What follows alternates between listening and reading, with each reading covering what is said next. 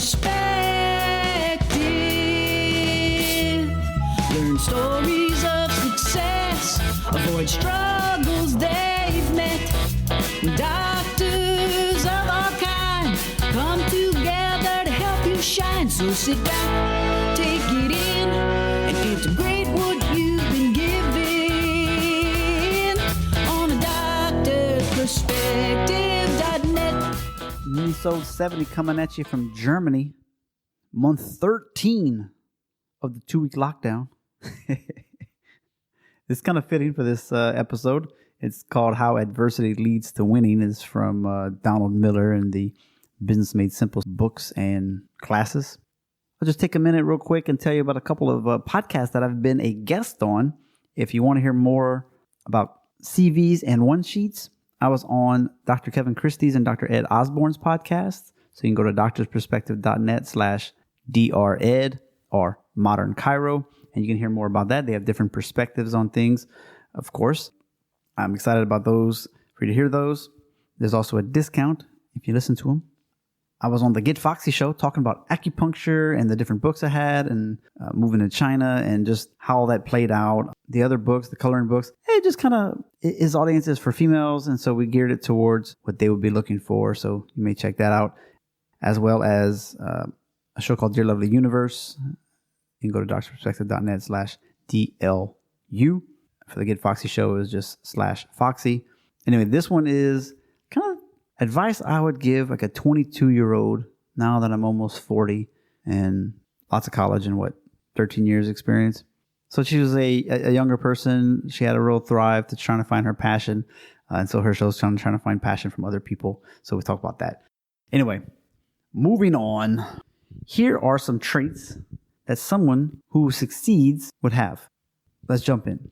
You can get his book if you want to learn more about it. Like I always tell you, this is a synopsis. A growth mindset.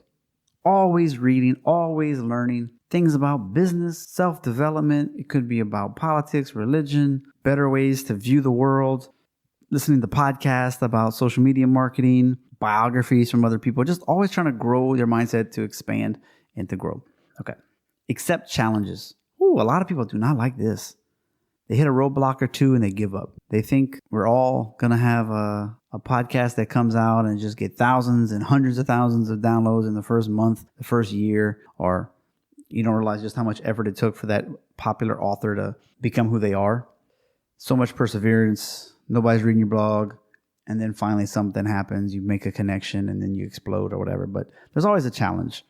That's just some of them. Maybe you're in college and all of a sudden you have a kid or you're going through a divorce or something. My goodness, that's a challenge to finish a doctorate school.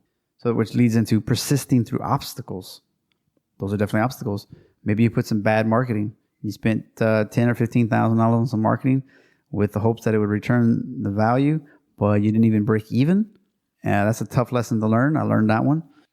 You see effort as a path to mastery. So sometimes we put an effort and it doesn't work, and then you fail. You launch a product, you create something, and nobody wants it. Now, somebody would say, hey, you should probably tested that with the landing page to see if anybody would get on a wait list. But we don't all go that route first. We have to live and learn. Again, something that we can learn. And I hope that listening to this podcast, even though these mini-sodes are short, whatnot, I hope that you understand that it's not me saying these things. I'm getting this from other professionals and experts. So hopefully you just cut you some time, listen to my show. If you really want more, you can listen to theirs. So hopefully that helps.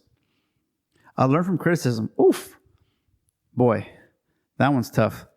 You have a boss criticizing you or a spouse or something, a mentor, a colleague. Of course, they got to come from love. Who's giving you the criticism? Is it just some keyboard warrior on Twitter? Who cares? But if it's somebody you like, you trust, and you respect, and they give you some criticism, your gut reaction might be like, rah, I'm angry. Okay. But take a moment. Remove yourself from the situation. Remove yourself from that feeling. And what did they say? Was it true? Okay. Was there a little bit of truth? And then maybe we can work on that.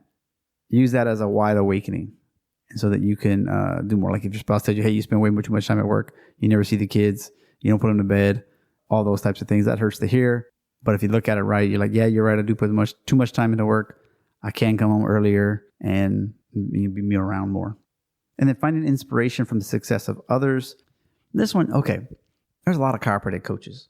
Some people, they got really successful and they just have this altruistic, like, I want to teach other people. Of course, I want to get paid for it, but like what I did was working. You got some people who they're just preying on people who don't know what they're doing. New doctors graduating, they don't know what they're going to do.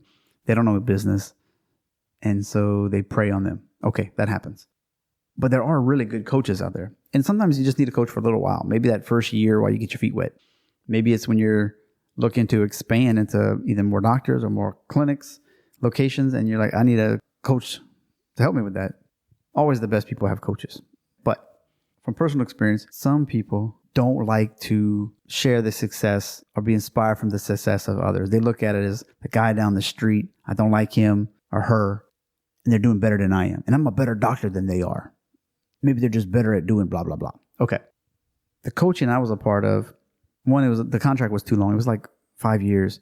I wouldn't recommend that. If you can afford to pay that higher 1 year, 2 year rate, I would do it when you graduate, or if you're in those transitions. It's probably gonna be worth it to not be locked in for so long. But that said, the people I ran with, we were excited for each other. Even if you were 20 miles down the street or 5 miles down the street, because it showed that the marketing worked, the basic scripts worked, the business of how to train your staff, all of that stuff worked. Anyway, so we were excited. Oh, you saw this, the best month you ever had? Wow, that's great. So all those types of things, we were just genuinely excited for each other and hoped each other would do well, and we could ask questions. Of course, if they were in the same town, that was still a little tricky. But if you were outside of the town, another city, another state, it was great, because then you could really brainstorm and just talk about what was working and talking shop and things like that. So the point being of this episode, you will have challenges, you will have obstacles, but what are you going to do with those? Are you going to learn from them? You're going to have criticism. Can you use that to tweak what you're doing to do better for the next time? Always be learning and growing and finding inspiration from others. I hope this has been helpful. I really like Donald Miller. He's a good guy. The book is great. If you haven't gotten Business Made Simple, pick it up. You can get it through the Amazon link at doctorsperspective.net/book links. Other than that, thank you for going #behind the curtain. Show notes and the transcript can be found at doctorsperspective.net/M70. Make it a great week.